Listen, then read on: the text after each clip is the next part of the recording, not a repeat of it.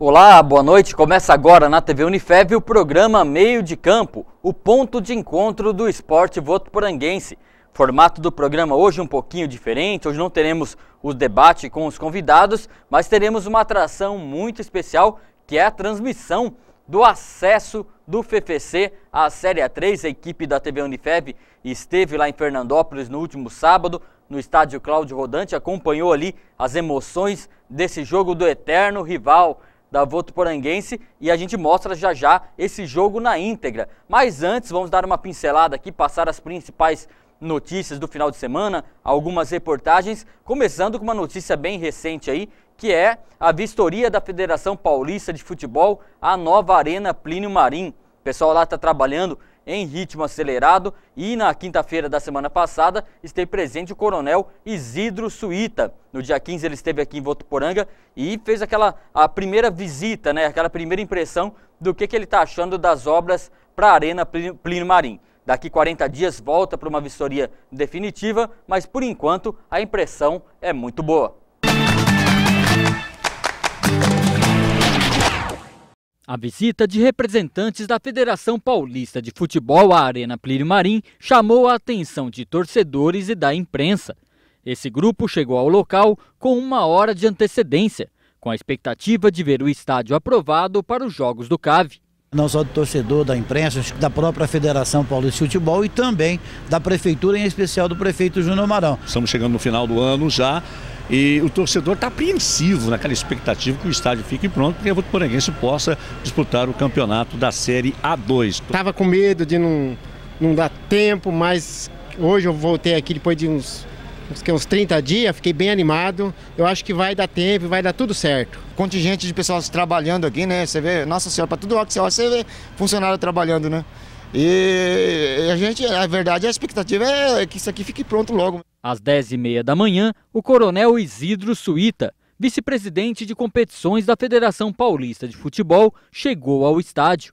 Ele foi recepcionado por diretores do Clube Atlético Votuporanguense, o prefeito Júnior Marão e secretários municipais. Suíta avaliou como andam as obras sob as arquibancadas, que receberão postos médico e também policial. Em seguida, viu como anda a instalação de arquibancadas, prevista para ser concluída até o final do mês. A comitiva também acompanhou o trabalho nos vestiários e no terreno do gramado, que deve ser plantado até o dia 5 de novembro. Pelo que eu vi aqui, a coisa está bem adiantada. Tenho certeza que para o próximo campeonato a arena vai estar pronta para em condição de. Eles estão fazendo em sintonia com o Corpo de Bombeiro, com a Polícia Militar, com o Serviço de Engenharia. E isso é o mais importante dentro das normas técnicas. A próxima vistoria será realizada em 40 dias. Até lá, a obra deve estar bem mais adiantada. Uma luta contra o tempo. Mas, segundo o prefeito, o torcedor alvinegro pode ficar tranquilo. Passar para o torcedor votuporanguense que vai estar pronto, se Deus quiser, tudo dentro do cronograma que foi projetado. A federação está totalmente ciente disso e eles estão também empolgados porque eles querem que mais estádios, né? Acho que o próprio coronel disse isso aqui na nossa entrevista, na entrevista dele, que é muito bom saber que tem arenas no interior de São Paulo, que tem todas as condições dentro das normas técnicas hoje que são exigidas, dentro do chamado padrão FIFA, né? Tá, então a Votuporanguense tem uma luta contra o tempo, a Votuporanguense, a prefeitura, aliás, tem uma luta contra o tempo para deixar a arena pronta para receber os jogos do CAV. Toda vez que a gente vai ali na arena, a gente sente uma emoção diferente mesmo, já imagina o estádio recebendo os jogos da Série A2, ano que vem da Copa Paulista também, talvez no segundo semestre, enfim. O pessoal está numa adrenalina, mas vamos confiar na palavra aí que o Júnior Marão falou, para o pessoal ter tranquilidade para seguir esse cronograma.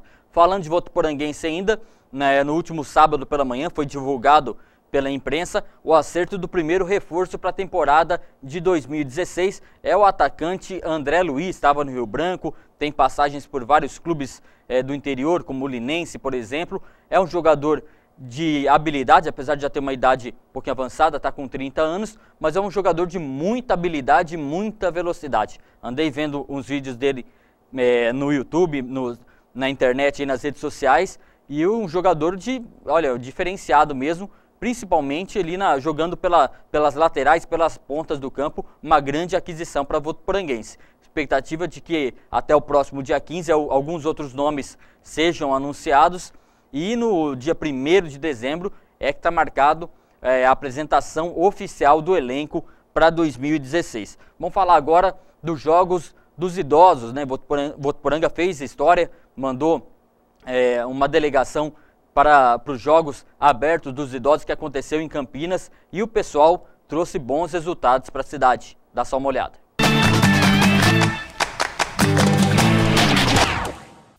A equipe que representou Votuporanga nos Jogos Abertos do Idoso se reuniu para comemorar os resultados obtidos na fase estadual do campeonato realizado em Campinas.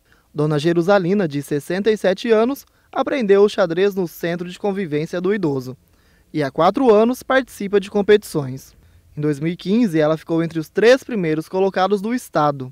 Ela diz que a conquista do bronze foi gratificante. Ela tem participantes de renome, né? Que quer dizer, pessoas que participam de estadual, de regional, de federal. Eu acho que até de fora do país elas praticam. Então, para mim foi maravilhoso, me considero até um ouro, né? E não foi só o xadrez que se destacou durante os jogos. Dona Isabel, de 60 anos, apesar das dificuldades por falta de uma pista adequada para treinar, ficou em 6º lugar no atletismo.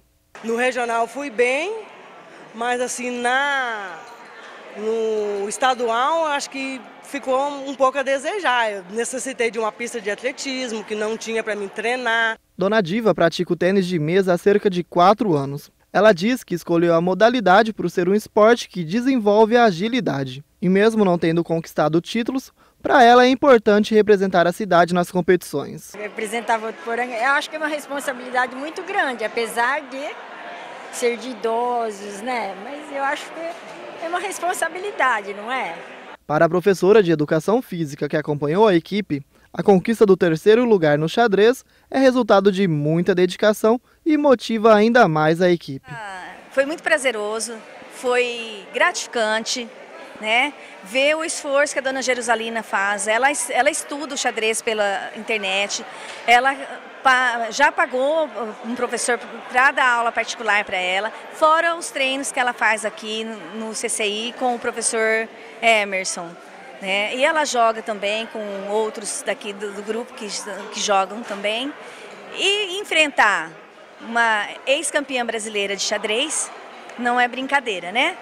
Então, o 3º lugar para nós é como se fosse o primeiro. Tá aí, bacana. E o assunto agora é futebol. No final de semana, a Unifev foi envolvida pelo clima de decisão de futebol, porque teve os jogos decisivos de um torneio de futebol de salão aqui com alunos da Unifev.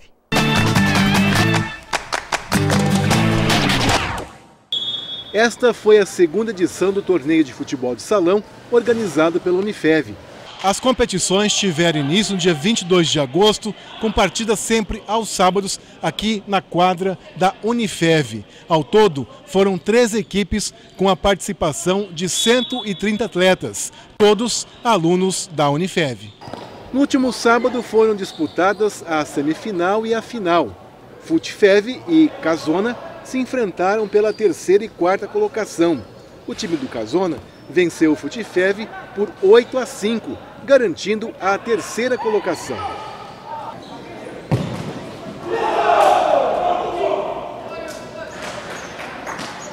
Já o time do Vitor Hugo e Bitorneira Futebol Clube se enfrentaram pela 1ª e 2ª colocação. O Vitor Hugo goleou a Bitorneira por 10-5, consagrando-se campeão. Além de promover o incentivo ao esporte, o torneio teve o objetivo de proporcionar uma interação entre os alunos. A ideia de se organizar esse campeonato surgiu em decorrência de uma reunião de professores e alunos que sugeriu algo que pudesse interar alunos entre os cursos da faculdade em si. E daí então houve a 1ª edição, onde era um curso contra o outro, e a partir da 2ª edição a gente resolveu mudar um pouquinho, onde os alunos hoje podem misturar os cursos para se formar um time. Então essa interação acabou aqui favorecendo a união de outros cursos e para que os alunos pudessem se inteirar ao longo do campeonato através do esporte. Para os alunos, a interação entre os universitários de outros cursos é importante. Eu achei interessante. Tipo, a gente interage com a galera, participa e é um incentivo ao esporte, né? Foi muito interessante também, igual ele falou. Nosso time chegou aí na final aí. Tamo aí. Graças a Deus, a gente gostou muito do campeonato. Tamo aí, vamos ver se a gente consegue ser campeão nesse tempo. O nosso time, por exemplo, pegou um monte de pessoas que nós não conhecia, né? Nós fez um agrupado. Nosso time, na verdade, só poucos conhecem cada um, né? Nós conhecemos mesmo jogando bola aqui. E fez amizade também com os caras do outro time. E é importante também que o pessoal vem ver, né? Um pouco. E pra saúde, incentiva, cuidar do corpo. Eu acho que um campeonato como esse incentiva a prática de esporte aí para todo mundo. É uma forma de se conhecer outras pessoas, fazer outras amizades. E ainda falando de futebol, passar rapidamente aqui os jogos do Campeonato Brasileiro. Corinthians mais líder do que nunca. Passar aqui rapidamente, você vai entender o porquê que o Corinthians está cada vez mais perto do título do Campeonato Brasileiro. Rapidamente os resultados: o Palmeiras foi à ressacada, foi a Florianópolis e venceu o Avaí por 3-1. Clássico catarinense, Joinville fez 1-0 no Figueirense. A Ponte Preta, subindo na tabela, a Ponte Preta fez 3-0 no Coritiba, Ponte Preta parceira da Votuporanguense. O Cruzeiro venceu o Fluminense por 2-0. São Paulo e Vasco 2-2, jogo com polêmica, aquela velha regra da bola na mão na bola, a juizada tá apitando tudo. Só que nesse jogo aí, São Paulino tá reclamando que um lance desse sem intenção, o jogador levou cartão amarelo, levou cartão vermelho, foi expulso, foi prejudicado pela arbitragem o São Paulo e ficou no empate 2-2 com o Vasco. O Flamengo foi derrotado em casa para o Internacional 1-0. O Corinthians fez 4-1, goleada contra o Atlético Paranaense, jogando fora de casa.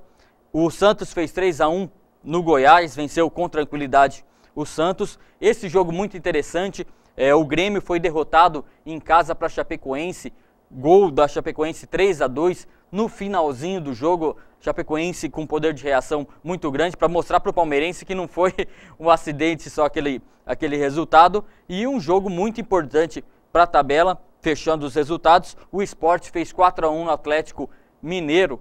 Isso deu tranquilidade ao Corinthians. O Corinthians está aí praticamente 8 pontos à frente na tabela de classificação e muito perto do título mesmo, mais perto do que nunca. E agora a briga principal mesmo está sendo ali para ver quem entra no G4. Bom, gente, esse é o programa Meio de Campo de hoje, um pouco mais compacto, porque a partir de agora você fica com todas as emoções direto do estádio Cláudio Rodante, equipe da TV Unifev, mostrando como foi o acesso do FFC, o jogo contra o São Bernardo, que aconteceu no último sábado. A gente volta na próxima segunda-feira. Fique agora com o futebol.